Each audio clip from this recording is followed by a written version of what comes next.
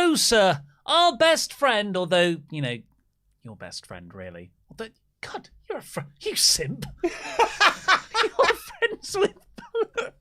You're friends with both Thunder Rosa and Britt Baker DMD. Well, I know. We were just talking about this. Someone once said on a podcast, Britt Baker knows who you are, but we've yet to see any evidence of this. This isn't like when someone said, Eddie Kingston knows who you are. Then Eddie Kingston came onto our podcast, and the first thing he said to me was, "Where's Ollie?" Look who's friends with all the AEW girls. I'm just saying, Thunder Rosa was very, very pleasant. I literally got breakfast with her in the preamble before our podcast started, because she was like, 15 minutes before we go live, she's like, "Oh, cool, I'll go get breakfast then. Do you want anything?" Awesome. That's genuinely very cool. I wish I could have had that experience. I'm Ollie Davis. I'm joined by Luke Owen, DAD. Welcome to, your Jam That Champion. I was holding on before I picked the belt up because, like a fellow champion, I hold my gold with pride. This is the AEW Dynamite Review Podcast. Please give us a subscribe. Get your ultra Omegachats in to WrestleTalk.com/support. We'll read out every single one of them over $5. And before we get into the review, a big thank you to the Greater London Authority. Yeah, that's right. The City of London helped us build what you see right now. They provided a grant, the GLA. GLA kind of sounds like a wrestling faction. Or, yeah, it's something that Eric Bischoff would do on Monday Night Raw when the ratings were starting to fall. And, yeah, so, you can't see... Obviously, you can see the physical set, but you can't see the lights. You can't see the rigging of lights up here. You can't see the streaming PC or the camera we're using this on, the mixing desk. All of that equipment was funded by... the grant, which was co-managed by the London Borough of Hackney, London Borough of Tower Hamlets, and the LLDC. You can see their logos right there.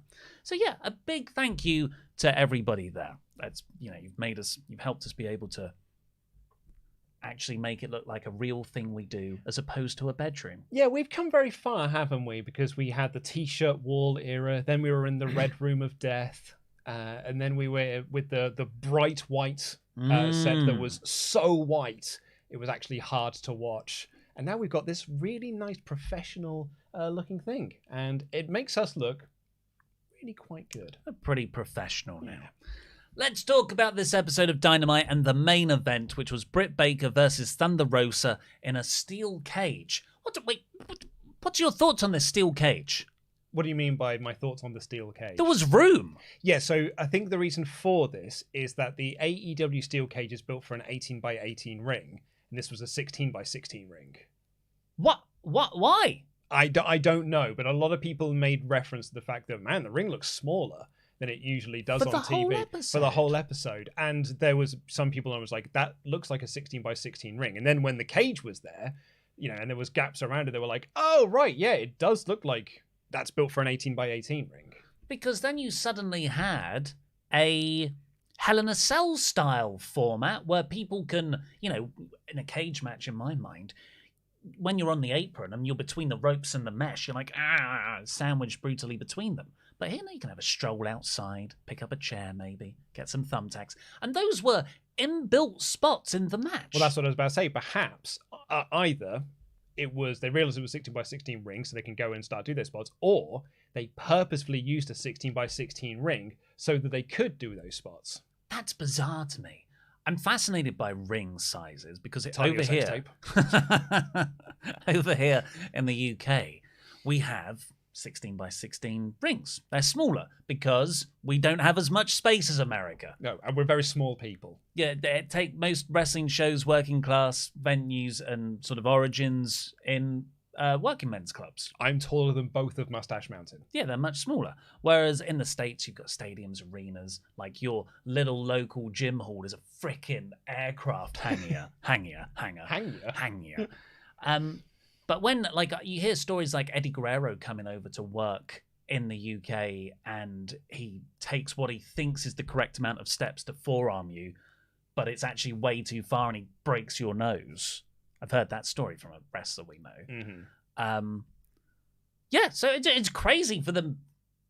Am I getting too hung up on this? No, not at all. Not at all. It sounds like you're trying to find your newest way to not like this show. But yeah, so somehow they had this stipulation of the cage. And the story was really good. They had loads of callbacks to not only the pay-per-view match, but one of the best matches AEW have ever done last year, the unsanctioned match. We got a weird chair structure. Oh, man. And that was a sturdy-ass chair structure as well. Because, so there was a spot when Britt Baker brought a load of chairs into the ring during one of the commercial breaks. And then she laid them all out on the floor and they did like an avalanche air raid crash through that. And they're not content with doing one top rope move into a bunch of chairs. Britt Baker then started to stack the chairs up into like a seated position, creating a bit of a chair bridge. She then started to lay some of the chairs down, almost like she was making like a little house of cards, but with chairs. Put some more chairs up on top of it, and then they did a spot where Thunder Rosa bopped her head into the steel cage, and she did a flat back bump onto it. And it was like the chair, it didn't crumple. The chairs didn't break or anything like that. She literally just went boom, and it hit, and then she fell off. She slid off, didn't she? It was just, she built an incredibly sturdy structure. You could have built a house on top of the foundations that she'd laid. Both women, really went for this. They were blading right at the start of the match. Yeah, that bump there. Thumbtacks came out later. Incredible ref bump spots where the referee took a massive super kick to the face. He ate all of that super kick. Yeah, so Paul Turner, super kick. If a referee gets super kicked, they're they're down. They're dead. That's 3 weeks cell job at least. Paul Turner goes to the ropes and goes like, oh, ow. And like pops back up. Well, yeah, pops back up like a New Japan match. And then they run into him. And that's what sends him out the ring? Yeah, well, he was just, he was rocked a little bit and then he was sent to the outside. The super kick alone should have murdered him. You're just based on, like, they build them tougher in AEW for their referees. But it led to this amazing spot where they did the avalanche air raid crash. And who should run down but Aubrey frickin' Edwards, who looked amazing. The crowd went mental as Aubrey came down. Really, really great near fall there. Like, I was on the edge of my seat for this match. I had such a good time with it. Right from the get-go of this. Because Thunder Rosa got this amazing entrance with the all-female mariachi band. And I have, I've seen a lot of title matches over the years. And there have been a lot of times where I've been really emotionally invested in title matches and title wins. I legit got a bit teary when Thunder Rosa made her entrance. Oh. Because I put it on the thumbnail there, she is just pure emotion. And I think that the reason why because she's only been wrestling for 7 years. No. Yeah, her career is only 7 years old at this point. And she has become this like independent mainstay. You look at her cage match things, what I was talking to her about last Friday. It's just like, I'm on this show, I'm on this show, I'm on this show. When she did Zicky Dice's Outlandish Paradise, her match against Taya Valkyrie was like, oh, that's the match that everybody wants to see because everyone gets so invested into Thunder Rosa. And I think since she came into AEW, she's had this groundswell of support being like, oh man, excellent, Thunder Rosa's here. And then new people are discovering and they're like, oh my God, I love her so much. She's amazing. And when she came out here with that mariachi band intro and she just had this incredible look with the face paint and everything and was just fired up for it, this crowd went banana. And I at home, I genuinely, I had tears in my eyes being like, this is so cool. And I'm so glad that we're getting this. And I was on the edge of my seat for the rest of this match. I was not on the edge of my seat because I found it predictable. And not in an investing way. I feel like if they hadn't done the pay-per-view match, I might have been more that way. Yeah, I think that's fair. But I was pretty 100% certain that Thunder Rosa was winning. Yeah. And the nature of the big overblown entrance, which was a fantastic spot, I never bought into... it was a foregone conclusion, which did keep me at arm's length. It was still a very good match, really good main event, and I'm so happy Thunder Rosa's the champion. But I hate AEW. Do you think that's the same thing for the Hangman Omega match? Because you were so... actually, no, you thought Omega was retaining. That was different. I wanted it to go longer. Yeah. But no, like you, I went into this particularly when they announced that they were doing this, it's in San Antonio, it's her new adoptive, and they did the entrance like from the graveyards of Tijuana, Mexico, by way of San Antonio, Texas, this huge hometown pop and everything like that. Great crowd all night. An incredible crowd all night. Well done, you, Texas. It was 100p that she was winning this match. And I wanted to see her win this match and get that moment here.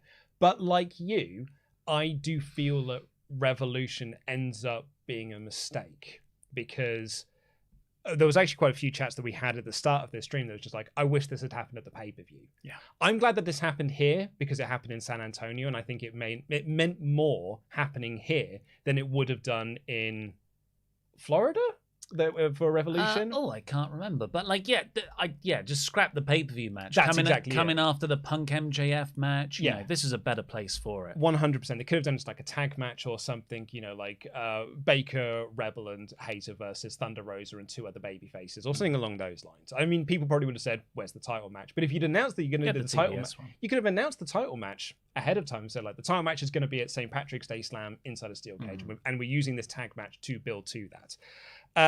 So I'm glad that they did it here, but like the commentary kept saying like, "Oh, this match is a year in the making because it's 1 year out from the Lights Out match," and I'm like, it's not really though, is it? It's 2 weeks in the making because you did this match 2 weeks ago. Yeah, it's like the match as a distinct thing there. Loved it. It's the whole thing that falls down a bit for me. Great call from JR. I just want to point this out when Baker got thumbtacks under the ring. Someone tell me why we need thumbtacks under the damn ring. I thought, why are they? That's why we have Excalibur on commentary, because Excalibur's there to be like, that was a plan. That was probably put there by Jamie Hayter or Rebel or someone like that, which is, really, really great. They get the thumbtacks out and they do a bump into the thumbtacks. And they get this wicked spot where Baker tried to get the lockjaw on, and Rosa bites her hand to get out of the lockjaw. So, so Britt Baker switches position because she can't use that hand now, goes to use her other hand for the lockjaw, and Rosa grabs it and just starts smacking it into the thumbtacks. Oh my God, it was so, so cool. Did a few more thumbtack spots. I think they ran out of time. Something weird happened, yeah. Because they did a near fall off the thumbtacks, and then they went to the outside and Baker hit her with a chair, and then they just went back into the ring and she hit her Fire Thunder Driver for the win. It felt like they thought they had 5 more minutes, but what they actually had was 30 seconds. But they did a big celebration, confetti. Dustin Rhodes appeared to hug Rosa. But the ending, the very, very ending sequence was underbaked, unfortunately. Underbaked. But yeah, and it wasn't as good as one of the best matches in AEW history. But that's a lofty benchmark. Pete told me that's what you'd said in your review when I came in. I was like, God, come on, Ollie. It wasn't the greatest. No, but I was saying that as like, that's an incredible benchmark to try and follow. I absolutely loved this. And I thought Rosa's intensity, her emotion just sells this beyond anything than it could have possibly been. Like, her emotion made this feel bigger and better. I really enjoyed Baker's Scott Hall inspired gear as well. I thought that was nice. And Thunder Rosa had some like Austin 316 stuff on her for 316 Day, also Texas. She hit the stunner at one point in the match as well. I thought there was some really, really nice stuff in this night. I just absolutely loved it. And I mean, I know we need to sort of move on and go into the Omegachats, but there was a comment I saw on Twitter that sort of stuck with me this morning, which is that people will look back on Baker's title reign more fondly now it's over than they did at the time. Like, people will sort of like because at the time no one's really enjoyed it, but now that it's over, we can sort of like reflect on the year and be like, it was better than I gave it credit for. I don't know where I sit on that yet, though. I don't know whether I fully agree with that. I couldn't tell you, other than the Thunder Rosa match, a proper feud that I got into. Yeah, I don't think we like the Statlander one. I don't think we really got massively into her Tai Conti one. I don't think was. She had some good matches. Rio Shida. Yeah, I think she had good matches along the way. And actually, like, it probably ended up that Shida match where she won the belt probably was the best match of the lot that she had. But enjoyed her stuff with Jamie Hayter and Rebel. But even that stuff for me, I feel was better when it was Tony, Britt, and Rebel. Like when Hayter came in on the first episode of Rampage, I was like, okay. Like, I don't feel like that they've clicked as a faction. I disagree. I think they have clicked. I quite enjoy them as a group, but I agree with you to a certain extent. I was curious what everyone else thought. Well, let us know in the comments or in the Omegachats. Speaking of, WrestleTalk.com/support. Get in all your thoughts there. We'll read out every single one over $5. Ducking Llama says, I was there last night. Yeah. And AEW knows how to put on a damn show. I think they mean a damn good show. The atmosphere was electric and the card for this show was insane. It was. So, like all those matches. Freaking hell. That Hardy Boys match was announced like about 5 hours before the show started. A Hardy Boys match, the TNT title match, the Cage title match, the opening 6-man, and Danielson and Moxley. There is no filler in those matches. All killer. The atmosphere was like blah, blah, blah. So glad I got to see Thunder Rosa make history and the Hardy Brothers debut. Can't wait to watch in person again next week. Double Beef Gaming, a completely excellent Dynamite. So happy for Rosa. Who do you think would be good challengers for her belt? Rosa and Deeb would have some incredible matches. Also, are you not sports entertained? I love how purposely cheesy the JAS is. I cannot wait to get into that segment. What a home run of a segment it was. We got a Jericho fan here. Oh my God, it was so good. I cannot wait to... What did I tell you? Dude, that's what I was going to say. I cannot wait to have all of that humble pie, eating crow and all of that. I cannot wait. Yeah, challenges. Deeb would be great, I think. Once she's finished up with Sheeda, yeah. Actually, like, Sheeda's another one to go in there. Who else would be really good? I'd like to see Soho get back into like a storyline of some sorts, because she has felt a bit lost since the Baker feud. And that was... I mean, my kid turns 6 months soon enough, and that her main event against Britt Baker was on the day before my kid was born. Thomas Carrera, 7-month member. Can't watch live, so here's my chat. Who do you think will be the one built up to take the belt off Rosa? Deeb is the likely one, only heel strong enough. Well, that's the thing, is that we don't know who it is at that point. It's kind of the Roman Reigns argument, isn't it? Of like, I think the person to take the belt off Roman isn't here yet. Unless it's Baker again. 4 or 5 months. Give it back to Baker. Don't hate it. Tem Rosa. My God, what a freaking show. Loved Rosa's win. Great follow-up from their match last year. Great references. The AEW cage is the best cage I've ever seen, but it's too big for the ring. I like that, though. This was a fun main, and that new title looks damn good on her. Also, Regal on commentary, more please. How good was he? When he said... Who is that demon waif over there? And talking about Danhausen really. And not only that, he actually said, "You masked man, who's that demon waif over there?" Yeah. There's no idea who anyone is, and I love it. Roberto says, "Oh, it's Gorilla Press. How about that main event? I know you expected it, but it seems like you went for that ride with us." I sure did. Emotionally, no, I didn't. I was there for the spots. I was appreciating it for a wrestling match, but when the results already.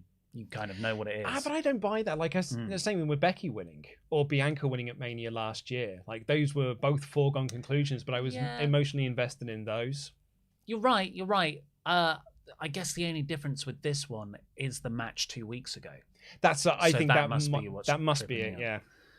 Right, keep getting your chats in, please. WrestleTalk.com/support. One more to go. Mike C. First time Ultra Chatter here. I love the story that every time Britt has lost a match, Aubrey has counted the pin, adding fuel to the storyline from last year of Britt having a conspiracy. Oh, that will be fun. Hopefully that's followed up. They did bring that up on commentary when Aubrey came in and off the air raid crash, and then Baker got into her face. Excalibur, always Excalibur there to being like, "Hey guys, remember, Britt Baker thinks she's part of the conspiracy." Oh no, you don't think this is it's building to an Aubrey Britt match? I would love that. Would you? 100%. What was the best match at WWF Invasion? It was Al Hebner versus Nick Patrick.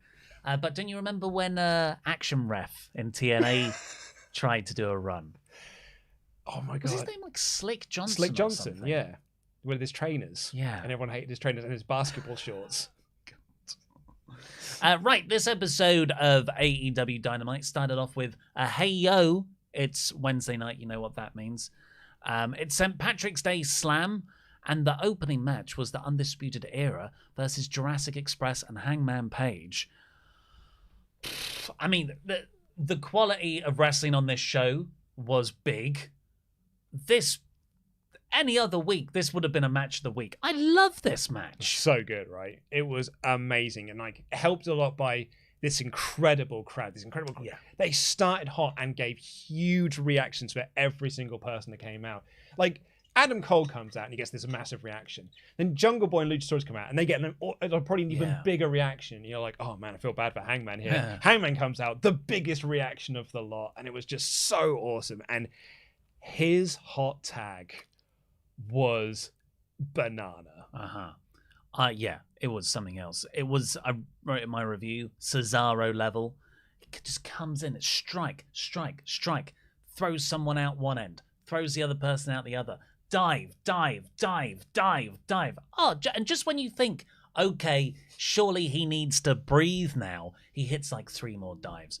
This is like, the last 2 weeks for me have been what I wanted from Hangman Page after he won the belt. So I'm incredibly happy. This is my champion now. Yeah, this was like a really fun PWG match here on AEW Dynamite, and like crowd reacted so huge for the Cole Page stare down when they were teasing that. Yeah. Jurassic Express, Jungle Boy rather, hit a double Doomsday device at one point, but in the end it was the high-low on Jungle Boy and the boom for the win for the Undisputed Era. I thought it was really, really fun. Did you see that Red Dragon's name was also Red again? Oh, was it? Yeah, oh, that's a nice touch. It's so nice. Excalibur, great call at the end of this. So Cole hits the boom on Jungle Boy, and Excalibur goes, God, when that knee pads down, no one on this roster can kick out of it. Going back to the pay-per-view match between Hangman and Cole, that Cole got too excited and didn't pull down the knee pad to hit that finisher. That's how Hangman managed to kick out. And as soon, like, already the hockey fight spot between Cole and Page in this match, plus that final call from Excalibur, I was like, you know what? I do want this again. I am more into this feud now than I was before the pay-per-view. Yeah, they're just gradually building, building up that anticipation for the rematch. A feud based around a move being hit always works. It always works. One Winged Angel was such a big part of the... That was never hit, was it? Not during. They didn't do it in the actual the match that they had at Full Gear. It was like the Okada Omega feud where Okada was never kicking out of the One Winged Angel, even though Omega was kicking out of, I think, 37 Rainmakers by the end of it. It's just a clothesline. Keith Lee is backstage with Ricky Starks and Powerhouse Hobbs. They're not allowed to get physical, and Team Taz... It's not that they weren't allowed, it's they agreed to not get physical. Tony Schiavone came in and said, like, thank you, gentlemen, for agreeing not to get physical here, and we're just going to discuss this like gentlemen. Team Taz threatened to lay him out if they come on his show, because Keith Lee's facing Max Caster on Rampage. And I'll just talk about it now, because later on, Caster's cutting a rap promo on Keith Lee. Starks and Hobbs come in and they say, hey, we're buddy heels here. And then Swerve comes in and gets in everyone's faces. Looks at the camera by accident, I think. He's doing that on purpose. Or he's like, hey, I'm so cool. Yeah, that is what he's doing. And then whose house? So I like how they're building quite a fleshed out story on Rampage. To me, this felt like a brand split. Not a hard brand split, but there's definitely a soft brand split here. There's also some really nice character work here, because this is Ricky Starks and Powerhouse Hobbs are annoyed at Keith Lee because he's come into their domain. And then they've gone up to the Acclaimed and are essentially saying, like, look, there's a lot of new guys coming in that are going to be taking, they could possibly taking your spots. Keith Lee's one of them. And so having Swerve Scott then come in, who's also a new guy that's potentially taken someone's spot, come in. And then when he walks away, Max Caster, the guy with the rap gimmick, said, isn't that guy a rapper? Yeah. So now he's like, uh-oh. So my rapping gimmick is now in trouble here because that rap guy is in here. That's really good. I missed that. I just thought he was doing a joke reference to Hit Row. But yeah, oh no, that's really nice. Yeah. It's just a shame Keith's being lost in the You just don't see him on TV these days. But yeah, what do you think about... I mean, Tony Khan said Rampage is going to be just as important as Dynamite. This is the mid-card. Yeah, and do you know what? It's like, that is what I would say. Like, Rampage unequivocally is a success in terms of, hold on, let me finish my sentence first before you pull a face. in terms of what TNT wanted it to be, in the time slot that it's in, it gets the ratings that TNT want. It gets them the money that they want. And so the network is happy with it. Therefore, you cannot say that has been a failure. However, in terms of Tony Khan saying it is going to be as important as Rampage, it does not, as important as Dynamite, it does not feel as important as Dynamite. It does sort of feel like the official third hour of Dynamite. It's my favorite show of the week to watch. It's only an hour long. I don't have to take notes on it. And it's a genuine thrill of a Saturday for me to wake up in the morning, take the kid downstairs and watch an hour of Rampage. And I always have a good time watching it. But it isn't like, it's never must-see TV. And it hasn't been since Punk's debut. There were a few weeks after where you'd have a crazy good match, like Pac on Drive. Yeah, that's fair. Yeah. But you're right, for a long time, shortly after that. So Punk, no Punk on this show. 2 weeks now. I think he should take off a long time. When he comes back, maybe 6 weeks after the pay-per-view. Then it's a big like, oh my god, he's challenging Hangman Page, hopefully for the title. Like it'll feel like a big return again. Just do the whole Rampage return again. So unequivocally, the best thing in wrestling right now is Danielson, Mox, and Regal, the gentlemen. They took on Chucky T and Wheeler Yuta here, and this was perfection. I said, if the whole show was just this, it's 110%. It would break my scale. I made a note at the start of this match. They're like, oh, it's interesting that Wheeler Yuta is in this match because he's one of the guys that Danielson name dropped in this whole starting of this. It didn't even cross my mind that they would do an angle with Wheeler Yuta after the match, or like this whole match was designed to not only put over Danielson and Moxley in their style and also, what Regal's doing with them, but Wheeler Yuta, they gave Wheeler Yuta this massive shine moment to the point where the crowd were chanting for Wheeler Yuta and really wanted to see him make this comeback. He got the moment when Danielson was doing the kicks to the chest and he was doing the New Japan power up gritting of the teeth and stuff. And it was so well done. And Chuck Taylor was amazing in there as always. Regal was great at putting Chuck Taylor over because he will have seen him at all the PWG shows that he was sent to go and scout. Hey, can you just go to the PWG and see which talent we're going to take next? Like, absolutely, I'll go down there. And we're going to take this person, this person, this person. Off to NXT you go, sunshine. Oh, you rogue. But it was such a really fun match. But the angle afterwards was incredible. So Danielson and Mox win, of course. Mox with a bulldog choke. So they both have submission wins. I like it. It's like they don't talk to each other. They barely interact. They only touch to tag. Got separate entrances. But they know exactly what to do. And Regal kept on putting it over. They are professional wrestlers. Yeah, they're the perfect wrestling team. He kept saying, and I like you mentioned they're the submissions. I hadn't thought of that.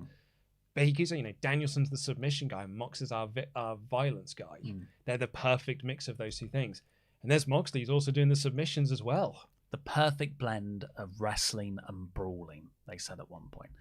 So best friends are leaving, tail between their legs. They had a good showing, and they're walking off. And the camera works fantastic here. Yuta just stops and looks back. And the rest of the best friends pause and what's going on here? Yuta gets in the ring, goes to shake William Regal's hand. William Regal slaps his face, and Yuta sort of gets up in his face, and then he sort of backs off and leaves, while Danielson and Moxley are laughing their asses off. Yeah, it's like you can't quite hear what Regal is saying, but he's essentially being like, not today, sunshine. But you go back there and you work on yourself, and maybe we'll have a chat at some other point. But for now, I think it's probably best if you just leave this ring. Go on your way there, sunshine. And that's when he leaves. And then you have these shots. And I think it's very important to note. You mentioned that, best friends are on one side and Danielson and Mox. Best friends is consisting of Chuck Taylor, Orange Cassidy, and Danhausen. These sort of wacky lads. And Wheeler Yuta is basically saying, do I want to stay with the wacky lads? Or do I want to go and see what I can become with William Regal? I am so excited to see the backstage segment they do with best friends and Wheeler Yuta next, being like, well, what was that about? And it was focused on Chuck Taylor because Chucky's been the guy. He's been his mentor. When Trent was out injured, it was Chucky that brought Wheeler Yuta in to essentially be his replacement. And Trent's never been on board with Wheeler Yuta. You can see that in their interactions and stuff. He's always been a bit wary of him, be like, who's this new guy? I now want to see like Trent being up to Chuck being like, I told you, like he wasn't that guy to bring in. And there's some really interesting stories to tell here. Do you think Yuta was saying, please let me join your faction? Or was it, I'm paying my respect to the new London mob boss? I thought it was a teach me your ways. Yeah, I think so too, but I like the ambiguity. Yes, absolutely, yeah. We also, speaking of best friends, there was a video package of a Chris Statlander removing her makeup. So perhaps she's dropping the alien gimmick. Also becoming a serious wrestler. God, what's becoming of Chaos? Ridiculous group. Yep, that was one of the best things of the year. It wasn't like crazily showy or anything, but my God, that's what I like. That was hard consistent. Yeah. That was a hard consistent for me. FTR are backstage talking about their random firing of Tully Blanchard last week. He wasn't focused when they didn't have the tag team title gold. Still doesn't really ring true. Also, they're the AAA tag champions. Oh, yeah, good point. But whatever, it was just a very poorly tied up loose end. But what's coming next? The Young Bucks. They enter the interview and they say, you're just the second best tag team in AEW. So if we're getting babyface FTR versus the Bucks... Ooh. I wonder now if the random firing of Tully, because there was a line in the Bucks' promo here where they said you could get the best manager in the world or something. Essentially did, without saying it, the best there is, the best there was, the best there ever will be, teasing the idea that Bret Hart will come in and be the new manager of FTR. And it kind of reminds me a little bit, you know, when Andrade had his revolving door of managers, where it was just like, oh, it's really weird that he just randomly fired Vicky Guerrero. Oh, it's because Chavo's coming in. It's really weird that he randomly fired Chavo. Oh, it's because Ric Flair was going to come in, but now it's Jose the assistant. So I wonder if it was just like, yeah, it seemed weird, but they couldn't think of any other way to bring Bret Hart in to be the manager. Like FTR were like, yeah, we'd really like Bret to be our manager now. And, you know, Bret's on board for it. And they were just like, yeah, we'll just fire Tully, then we'll bring Bret in a couple of weeks later. Babyface FTR will be interesting. It works if they've got Bret with them, but you're right. Like, I've never thought of FTR as a babyface team. We watched TNA Victory Road 2011 this week because we're going to be doing our WrestleTalk Extra review tomorrow morning. Plug for Patreon. Go over there and become a Pledgehammer. It's exclusive. But it was the Beer Money match. Yeah. Beer Money. Really like similar to FTR in sort of heel tag team working style. Heels forever. And that they're in their babyface run. And they're awesome. So maybe it'll be a bit like that. Maybe it's just particularly like because it was at that point, oh my God, it's Bobby Roode. Like I'm watching Bobby Roode work as a babyface. And James Storm. I know James Storm was like, well, he was the babyface coming off the Chris Harris thing and everything, but it was like, oh man, this is weird. But yeah, maybe we'll be really surprised. Like, oh wow, they should have been babyfaces all along because they're really good at it. Or Arn Anderson. Or it could be poor Arn.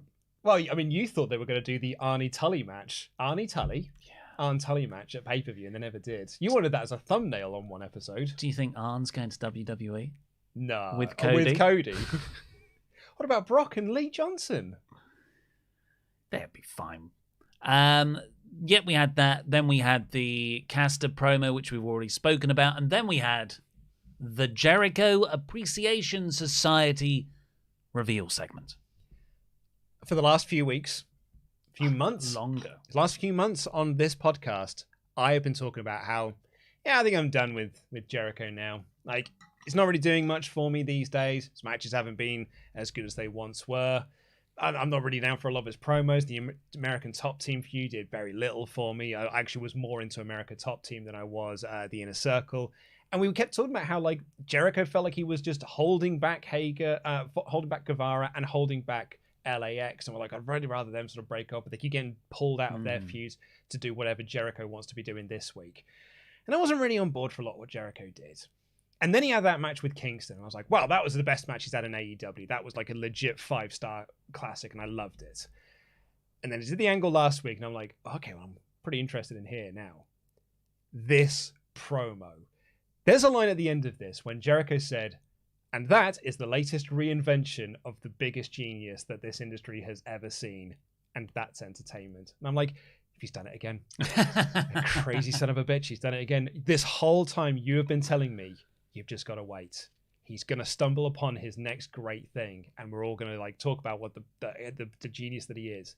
And here I am. Nom, nom, nom, nom, nom. Humble pie, eating crime. Nom, nom, nom. Give it all to me. I'll take another serving of humble pie because this was amazing. Yeah, it's always the babyface periods of Jericho are really just a lot of waiting around until he can turn heel again. So what it was, he's out there with 2.0, a bad name from Bad Creative, Jake Hager and Daniel Garcia. And everyone kind of explains how they're not just there because they love Jericho. So they're not just there for Jericho and they're against the idea of pro wrestling. They consider themselves sports entertainers. There's also like a proper bond between them.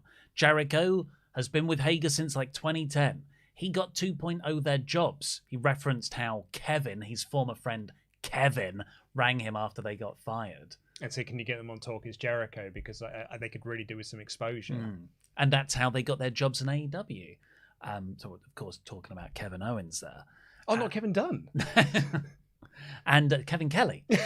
Of course. I've got to think of Kevin Kelly. And Daniel Garcia there, who is like, he is the sore thumb here in this scenario. And Jericho is talking about how their spot. Well, first of all, how he helped Garcia financially when Garcia had a car crash 3 years ago. Didn't actually know that story. Neither did I. But Jericho is, he gives a lot of money to people who need it, which is very admirable. What a heel. And as Jericho says, we are sports entertainers. Oh my God, Garcia is just looking at him. And I thought, is this a slight tease? And I thought they weren't going to reference it, but Garcia got the mic and went, if you say that, so am I. Yeah. So, but I think it could build to something later. But man, it was good. When he had that look, I wrote in my notes, I was like, oh, Daniel Garcia cannot be on board with this whole sports entertainment thing. And I wrote my notes like, oh man, Garcia looks like legit pissed off about this. What a great like tease for a storyline. And he grabs the microphone. And he's like, you say you're a sports entertainer, then turns to the crowd. Then I guess I am too. My name is Daniel Garcia, and I am a sports entertainer. Oh my God, it was. You could hear the crowd be like, no, not our boy Danny. It was really well worked. And like, even with all of this, like, quite ingenious, serious stuff, he still got in a killer joke where he says, we use our real names here. None of those stupid names, making a reference to NXT 2.0. So say hello to Daddy Magic Matt Minard and Cool Hand Angelo Parker. Not only that, but he's like, in the Jericho Appreciation, we use our real names. His name's Chris Irving. It's not even his real name. So just really, really good. And Hager ends it with saying, we are the Jericho Appreciation Society, and they beat up pro wrestlers. This is the era of sports entertainers. So great promo. Really fun. Great follow-up for last week. It makes me immediately excited for Santana, Ortiz, and Kingston to come back and kick their ass. Their love of professional wrestling. But you've got to think, the immediate segment before this was Danielson, Regal, Mox, Yuta. That's pro wrestling. They explicitly put over and over again, we are professional wrestlers. The next segment, we are sports entertainers. We are building to a blood and guts match, surely. And who was one of the guys that Danielson referenced, saying surrounding yourself with goofy guys? Daniel Garcia, who is now like, he's almost been indoctrinated into this idea of like, I'm no longer a professional wrestler, I'm a sports entertainer because I appreciate Chris Jericho. And there's going to be Danielson and Moxley and possibly Wheeler Yuta and William Regal doing their thing. Like, I think this is something you can build to for two ships passing in the night, just going, one's going down this way, another one's going down this way, and you can build them to a head at a pay-per-view down the line. Maybe not even all out, like you do that at Full Gear or something. You really delay the idea of doing it. Well, there's so many other things they can do first, particularly Mox and Danielson. I think I run with the tag belts, things like that. Yeah, I'm hugely excited about this storyline. And I think it's a really fun way to do WWE versus AEW without doing WWE versus AEW. It's based on the ideology. The only other way you could do it is if a bunch of ex-WWE guys teamed up in the company. Like the NWO. Yeah. Yeah. Serena Deeb cut a promo on Shida. Not much more to say on that. Apart from the fact it was a wicked promo by Deeb. So good. She is lean. Yeah, and she just got this fiery ass promo. She was so fired up for it. I loved it. Wardlow then took on Scorpio Sky for the TNT title. This is, Wardlow won the Casino ladder match. Face of the Revolution ladder match to get this shot. For me, it was more angle than match. I don't know what I wanted from this because you've got a lot of things to spin. You've got an MJF feud to build with Wardlow. He eventually cost Wardlow the match. You've got a new champion in Sky to get over. Do you want him to lose the belt? You don't want Wardlow to look weak. I don't felt like it ticked any of those boxes. You also had Paige Van Zandt out there as well, who's like their new big shiny toy that they're trying to like put over. And I thought this was a pretty failed segment. I don't think this worked on any level, really. This crowd were super into Wardlow, and they were super into doing the Powerbomb Symphony on Scorpio Sky, and possibly him also winning the title. But they didn't really react to much to... And they did... The MJF stuff towards the end, they really did get into. Yeah. But I think this whole match just felt like... It made Wardlow look very silly. Like, the commentators were being like, he's still new, he's still green, and he's making these sorts of mistakes. But it was a massive mistake to make. And the distraction by Sean Spears... And there was such a simple story here to tell, which is that Wardlow was under contract with MJF. And if he'd have won the title, he'd had to hand it over to MJF, or like anything that you do belongs to me. And you could have had this sort of torture babyface. But then last week he was like, no, I'm just done with that now. And they just dropped that story. So now, and he's still in the stipulation last week. It was like, if I win the TNT title, I get my AEW contract. So does he just not have a contract now? Because he didn't win the match. That's a good point. Is he still under contract with MJF? Like, I don't really know what's going on here. And after all of that sort of the beautifulness, the sort of poeticness of Punk winning with the diamond ring, MJF's just got the diamond ring back again and used it here. I don't know. Like, I don't think this worked at all. And I was very disappointed by it. Yeah. I don't think anyone comes off looking better than they did. Yeah. The one good thing is that when Wardlow looked like he was going to actually get his hands on MJF, the crowd went ballistic. MJF sold it so good. Yeah, his facials were great. So that was very good. But everything else, yeah. Oh, and Dan Lambert wearing the interim TNT title round his waist. Yeah, the real TNT champion, some might say. Do you know he's one of like the biggest belt collectors? I've heard this. Yeah, like he's got a huge, legit collection. What do you make of Paige Van Zandt's guy? Her husband or boyfriend? Yeah. I mean, and I say this with the biggest love in the world, because I'm sure he's a really nice chap. He looks like he'd be cast in a Hollywood movie as a meth head. And he would have a tattoo that says no regrets. Yeah. And I'm quite into Paige Van Zandt, less so him. But yeah, Sky is looking weak off this as well, I think. Scorpio Sky. Oh, 100% this made him look. This is not a great first title defense for Scorpio Sky.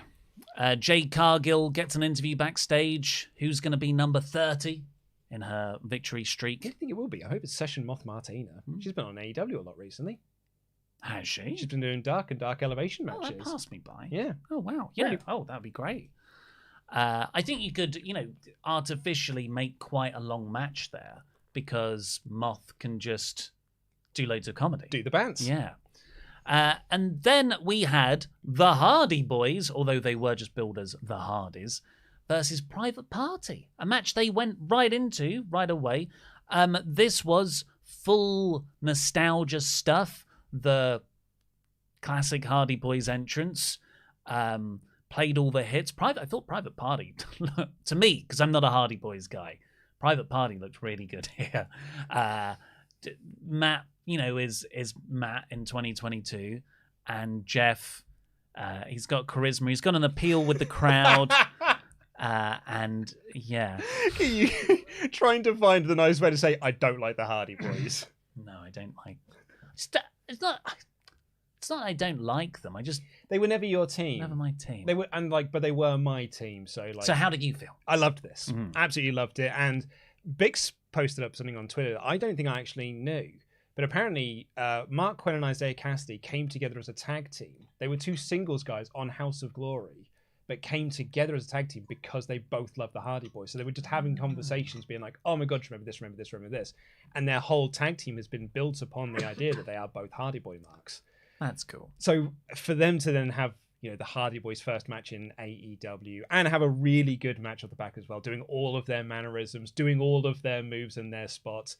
Because there was a moment when the Hardys did their fist drop and senton combination thing, and then Mark Quinn and Cassidy do their version of it, which is like a big spinny leg drop and a big sort of like standing shooting star press. And they were like, "Yeah, we're like you, but better. Like we're the next step up from the Hardys."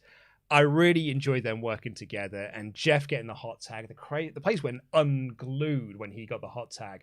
Probably the biggest pop of the night, that was. And good Lord, did he stick the landing on that swanton bomb. When he hit it. Yeah. What was the deal with the second rope? Splash. That wasn't the planned finish. He got up there. He went, and the crowd was like, "Oh, the swanton!" Yeah, swanton. And he went, "Hey!" Splash. And it was weird because he jumped and it looked like he was going to turn, but then he just splashed, but he was only ever on the second rope. Yeah. It was weird. It was weird. But they were building to the big twist of fate spots to then hit the swanton bomb. So it was never like, he's been doing the splash as well, but I thought this was really, really good. And I had a grand time with it. And yeah, when he did that swanton bomb, he had all of that swanton bomb on poor old Cassidy. And then afterwards, Andrade and his group of goons were coming down to the ring, and the Vigilantes, Sting and Darby Allin, came down to make the save.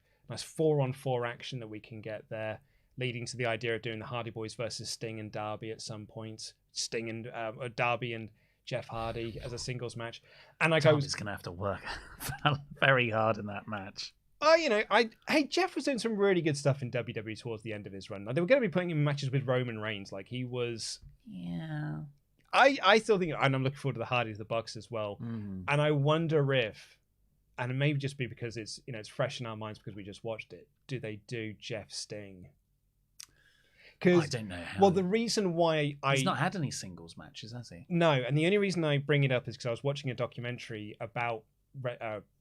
Victory Road, and Sting there said, like, I was really excited for that match because I was getting to wrestle Jeff Hardy, and Jeff Hardy's talking about, like, Sting's my favorite wrestler of all time, and that's the last time they actually had a match together. And maybe for both of them it'd be like, just to put a nail in that coffin and just sweep it under, we can move past it and actually have a match together now. Maybe you do that in a tag. I don't think they could do a singles.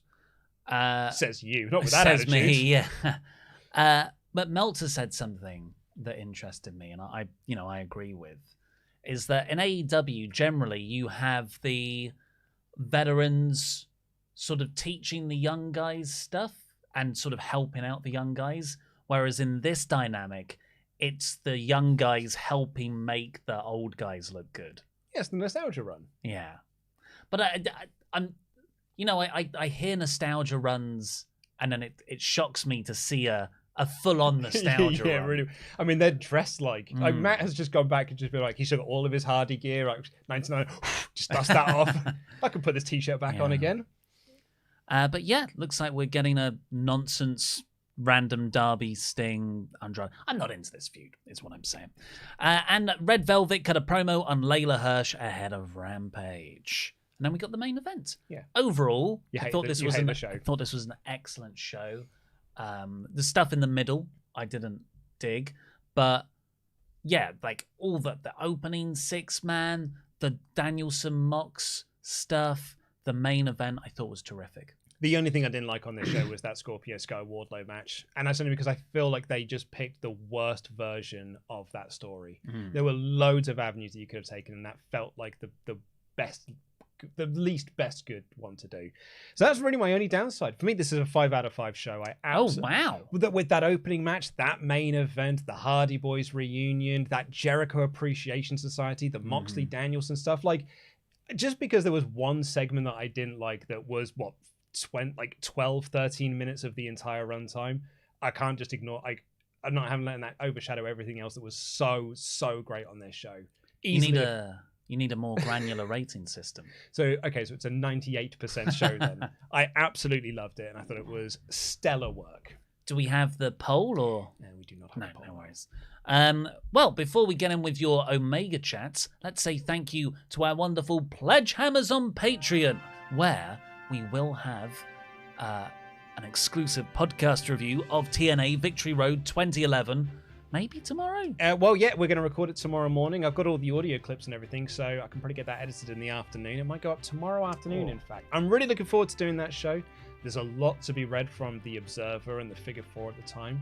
And it's very, very interesting because I think it not only tells you a lot about the situation, but about the opinion of TNA at the time. That, I think, has actually been the most telling thing from the research that I've done. And also, you can get your own shout out on this very show, like Duncan. Just Duncan. How do you like them apples, Marcel Jura? Spoke in class today, Jeremy Smith. Meticulous, Michaela Traub. The stunning Wesley Potter. The man who wears the gold. The man recognized by SWAF Nation International as the 24/7 champion. Legend. Up above and Keith below. Dive. Dylan Cachetti. Have you seen that to control your narrative? Yenny Zayn Hamid. Living in the past, Kieran Pryor. The needs of the many outweigh the needs of the few. The needs of the many outweigh the needs of the few. I thought you'd appreciate that one as well. That's good. The needs of the many outweigh the needs of the few. And lastly, for this episode of the WrestleTalk podcast on the 17th of March 2022, the Shrockmaster, Austin Schrock. What is that a reference to? Star Trek. Yeah, that's what... Wrath of Khan. It's Wrath of Khan. Yeah. Sorry. Come on, man. I was like, what is that? You're such a TNG guy. Yeah. And that's OS. Yeah, it's TOS.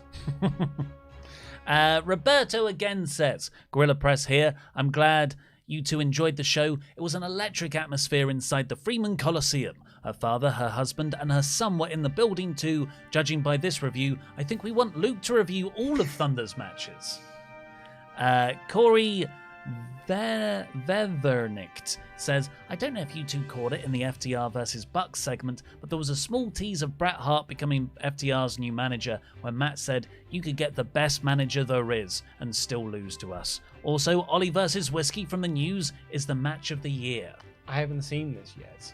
I did a shot every time I said St. Patrick's Day Slam. Because it sounds like a drink. Yeah, was it real whiskey? Was it shoot whiskey? Yeah, no, it's definitely shoot whiskey. Really? Because you do that at like 8 a.m. Yeah, it's like really 9 a.m. early. Yeah, definitely. I'm totally fine now. I just had some water. You just had a really good lunch with Sullivan. Kevin. So my fantasy booking of Mox and Bryan teaching young wrestlers violence happened, and then AEW add Regal slapping Yuta in the face, and that's even better. Loved Regal on commentary, loved the main event, intrigued by the JAS, a very good show. Very good show. They continue. I really enjoyed the Hardy versus Private Party match, but shouldn't this match be the blow-off of the story? PP turned their back on Matt, so maybe we have Butcher and Blade versus Hardys now to then build to a bigger match and put over PP's choice to leave Matt. Yeah, I guess, I totally get what you mean. Also, I think it makes sense to be the first match, though. Like, their first match to be Private Party as opposed to just being Butcher and Blade. But I think the blow-off to this is the four-way, is the 8-man tag. Yeah, that was only ever a beat in a larger story. I think they wanted to get that wrapped up fast. Charles Berg. In Regal's promo last week, there is one part that makes me laugh. He goes on and on about Danielson being the best, the perfect wrestler, and Moxley, yeah, he's crazy. That's unintentionally funny. I think Dirty Rotten Scoundrels is a good name for them. Agree? It's a little bit silly. Yeah. I think maybe The Professionals works off the back Danielson and Moxley. They are just their names. The gentleman. Matt Carney. Is AEW still developing, or has it now, to all intents and purposes, reached full maturity? Has it found its own immutable personality, so to speak? Can we now identify what could be called an AEWism? What would you say its main personality traits are? Taking all the successful stuff from WCW and not doing any of the bad stuff. But they're also doing PWG, New Japan. It's kind of like a mixture of like everyone's favorite things from their favorite promotions in one place. I think in the early days that was like there was such clear divides. Like, oh, this is all the WCW stuff. This is all the PWG stuff. This is all the New Japan stuff. And now I think 3 years in, those have actually merged together quite nicely. But I couldn't tell you one defining characteristic yet. Maybe no. The Rick Peck, first Ultra Chat in a long time. Whilst commentary mentioned Jericho being Judas during the video before his promo, do you think the song is now too over that it could take away from his amazing heel work, or does it just not matter now? No, I think that's. Oh, sorry. The Hall of Fame music was still playing. No, I think it still works for the group. Yeah, Matt Parker said at the start, like, come on, use his real name. Sorry, Daddy Magic. Daddy Magic said, "Is that your new name at home now? Luke Owen D.A. Daddy Magic." On 2K22, you have to have a nickname for your character, and obviously DAD is not an option in there. But you know what is? The Daddy. But Daddy Magic said, "Look, if it was up to me, you wouldn't get to. You do it. You do the voice." I know, because you say it, but like John Moxley. John Moxley. If it was up to me, you wouldn't be able to listen to this music. But that's why Jericho's a better man than me. Yeah, it was great. Temruza, pressure is on for Tony Khan to build up new main eventers like Rosa and Baker. They didn't get enough time. I think it was only like 15 minutes. It was 20 by my count. They could have gone 20 to 25. Hardy's was incredible. JAS versus Regal's Gentlemen for the custody of Garcia, please. Miss Miro and Omega. Yeah, get well soon. Ryo Adonde. Loki's starting to miss Uncle Kenny a little. I wonder when he is coming back, but that is mostly a good thing I see about AEW. They can mix and match the title scene like this. 100%. That's the most incredible thing I think you can actually say about AEW is that their top guy for all of last year in Kenny Omega hasn't been around now for, they get on for 5 months, 6 months, whatever it is, and he does, it's not that long, it's probably 4 months or so, but even then, like, I miss him, but it's not like the show is suffering without him. It's not like, if you removed Roman from SmackDown, it's like, oh my God, this show is missing something massive. But this has got such a solid roster with everyone's got something to do, so it doesn't feel lacking. Sheldon Jackson. I enjoyed yesterday's show from top to bottom. I personally feel like Britt Rebel and Hayter are AEW's female version of the House of Torture from New Japan, and that is not a compliment. I guess lots of run-ins, lots of interference. Omar Josui. I just wanted to say that Jericho screaming he's a sports entertainer to an AEW crowd sounds like the episode of SpongeBob where he's screaming, "I'm ugly and I'm proud." Genuinely brilliant. Aside from that, Wheeler Yuta to the gentleman, please. Could you take over? I can do, yeah. Oh, mate, you're all right. Big Eye Cortez. Cesaro and Gargano must be watching this and getting excited. Love Stanlander assimilating. Needs to come out to the Third Rock from the Sun theme. The idea Brett could come in with FTI is insane. Regal, please go to New Japan. Jericho, please don't say Jan 6th. # free Ali. I don't think he did. No, he did. It's because that's when I think Garcia had his accident. Oh, right. Was like in like 2019. But like you said, Jan 6th, and it was like, whoa. Nate S. Give me a Lee and Swerve team up. Lee and Swerve versus the Acclaimed versus Ricky and Hobbs. Yes, please. Might be too much swagger for one team, though. Also love the Regal slap initiation, baptism by violence. I wouldn't want to put them in a tag team. I think they're unique single stars. David Dawn. I think Rampage should do a brand split. I don't. A soft one. But here's what I would do. Wrestlers start defecting to Rampage, refusing to show up on Dynamite. Tony gives in and makes the show 2 hours. They start demanding their own belts. MJF, no, you've lost me there, David, I'm afraid. MGF leading, unveiling the Rampage champ. Sorry, David, I didn't mean to groan at your chat, but I don't like that idea at all, because it makes Tony an authority figure. It adds another hour of TV. Not for me. Kyle McIver. I bloody love AEW. It makes me remember why I love wrestling. I'm sick of the criticism of the women's division. Just watch Dark. But like, it's just rando squash matches. You could say, like, look, you could just say, hey, if you want to see Ricochet, and well, not Ricochet so much anymore, but if you want to see all these people like Ali wrestle, watch Main Event then. If you're talking about WWE, it's that argument you're making. Yeah. Although Dark is much more important than main events, but even then, you are right. On that point of stealing defections, you never hear WWE being labeled with that jam, that jam. You do here. Daniel Ibarra was at the event last night, and I could say my hometown was red hot, much louder than when I went to Fyter Fest in Austin, Texas last year. I was seated by the staircase and got to touch Moxley during his entrance. San Antonio loved Rosa. Viva la mera mera. Roberto, Ollie, how are you not still inebriated after St. Patrick's Day Slam? I handle my liquor so well. You know that from when you've been out with me. Absolutely. You do handle your liquor very well. Oh, I think you do. I don't think. Oh, really? Yeah. Oh, thank you. Oh, actually, well, apart from when we did the Golden Mile and you had to go take a TC at one point about sort of 3 pints in because you were like, I ain't going to make the rest of the day otherwise. JW Pringle, do you think there is another level to the sports entertainment angle as a wink nod to Cody possibly going to WWE? Also, everyone, please take care of your mental health. You are loved and worthy. We need you here with us. Thank you very, very much. I don't think I don't think it's Cody. I don't think so either. Plan R, Regal's Rogues, Mox, Dragon, Yuta, Moriarty, Pillman Jr., and Claudio. Now that's a stable. I don't get why Claudio would join, though. Moriarty is a name dropped already. I think you want Garcia. I don't know if Pillman Jr. fits in that. Although, unhinged violence.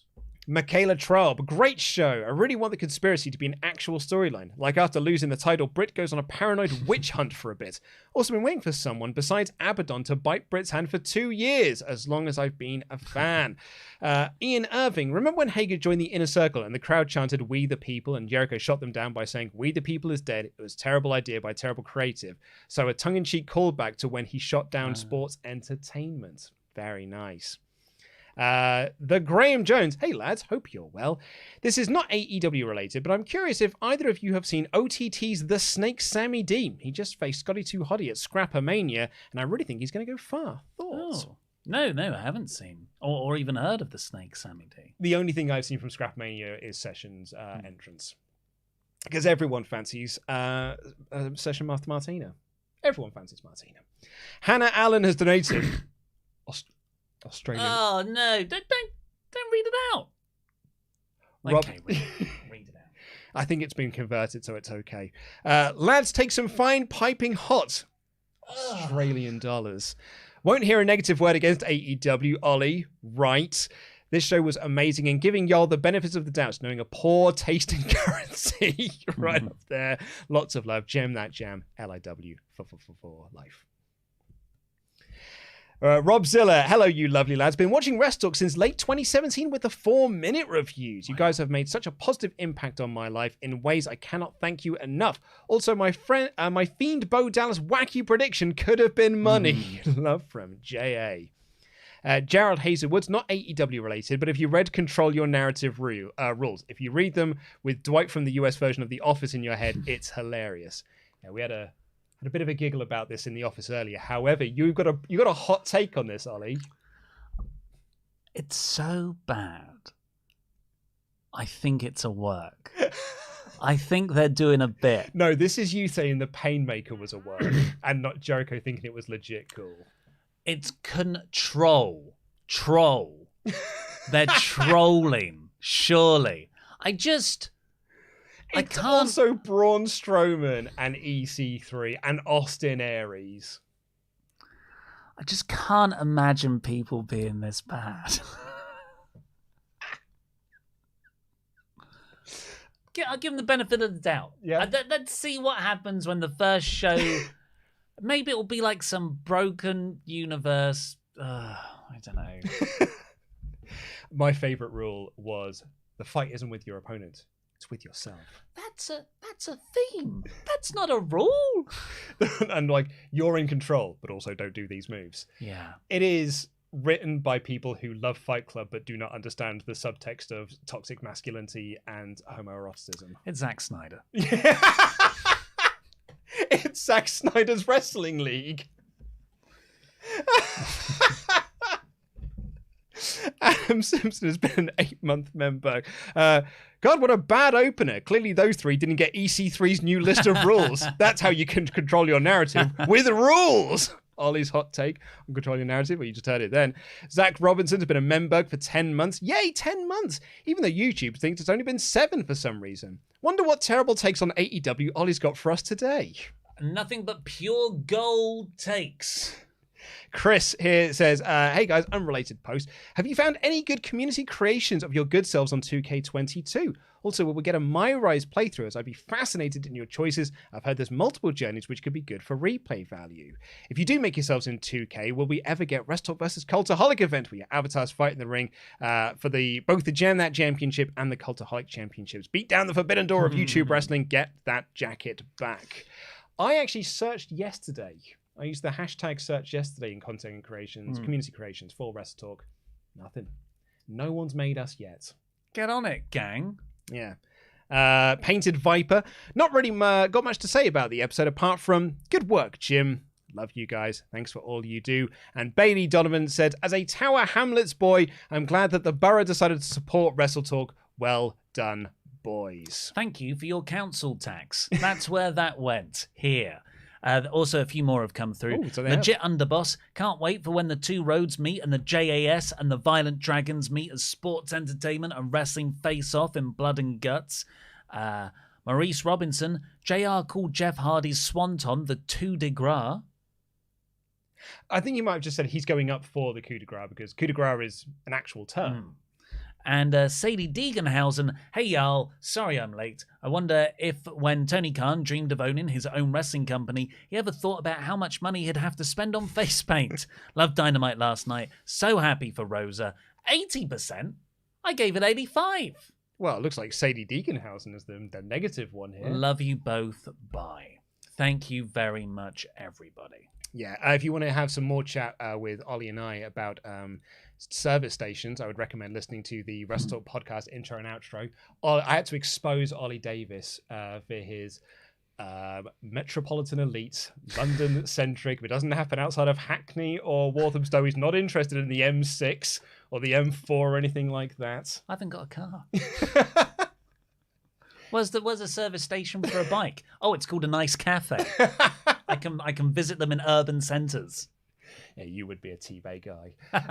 But yeah, no, thank you all so much for watching today. Back tomorrow, me and Denise Salcedo, Team Danuke, who was the person who broke the news that Joey Janela was not re-signing with AEW. So we're going to be possibly talking about that and a few other things on the WrestleTalk podcast tomorrow. And then on Saturday, Pete and Tempest will be viewing SmackDown. Next week, you all want it. You're getting it. It's Pete and Andy reviewing Monday Night Raw because we are doing a super secret, wink, wink, nudge, nudge, top secret project. Pete and Andy are going to hate it.